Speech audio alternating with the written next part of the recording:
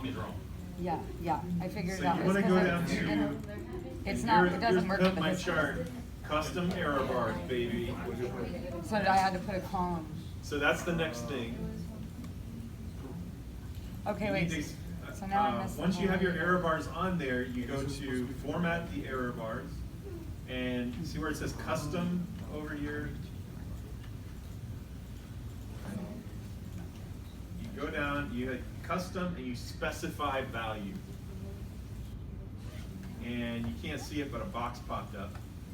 And it has this kind of positive error value and negative error value. In other words, it's asking you how much do you want it to go above the bar and how much do you want it to go below the bar. So we're going to take that and we're going to select our standard errors, okay, which we stored right here. And that's going to be positive. And then we're going to do the same thing for negative. Wait, fuck. Once we've done that, we hit OK. And we can see our error bars on the Yeah, chart. I don't know what I just did right now. Oh, you got it. I know, but they're not right. I'm trying to customize it. Now, just Like, I'm trying to put in eyeballing whatever this, he was saying. I don't want to. Well, I've been trying to work on this for literally like 3 days, so I'm kind of stressed out. And it's like every time I finally catch up, it's like we're fucking 10 years down the road, and I'm like, okay, I still don't know what the fuck. so these error bars do not overlap. So if I had to guess whether there was a significant difference here, I would probably say yes. We So can easily. where do I put this value, these values in that you wanted me to put in? On the right-hand side here? I click Okay. custom and do what now?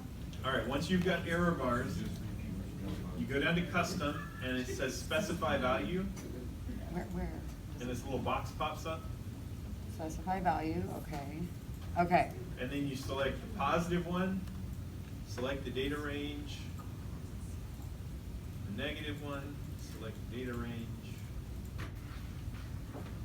and then you hit OK. oh, for the two standard errors? One? Yeah.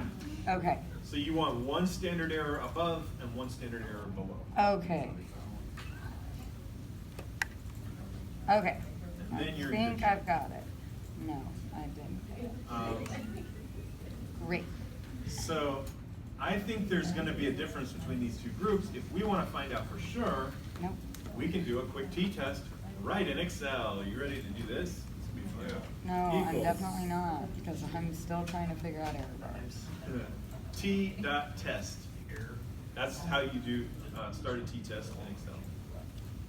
And then it tells you kind of in the function what you need to put in there. So we type t.test. Next, we need to tell it our first data set, which is our astronaut data. I believe. No, it's our ping pong data.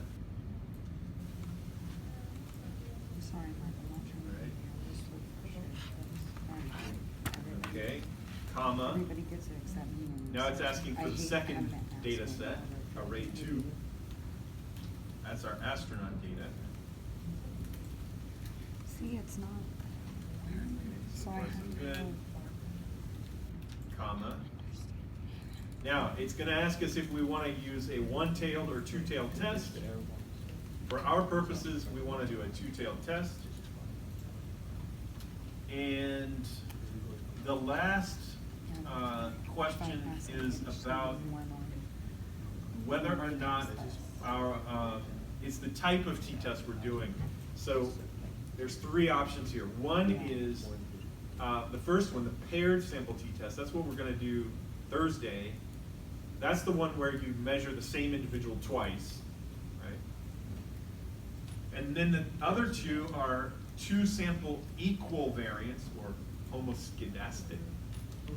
Remember, we talked about the homogeneity of variance assumption last time, and that's one thing we can talk about a little bit more today if you like. But if we want to do the one that we typically do, which is equal variance is assumed, then we would do option 2.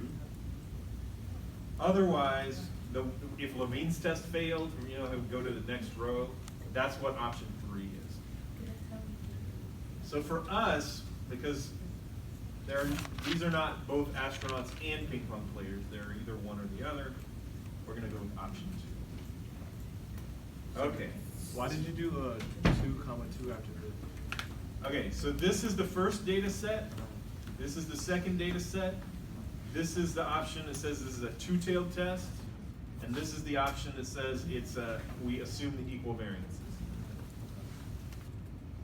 And when we hit enter, it gives us a number.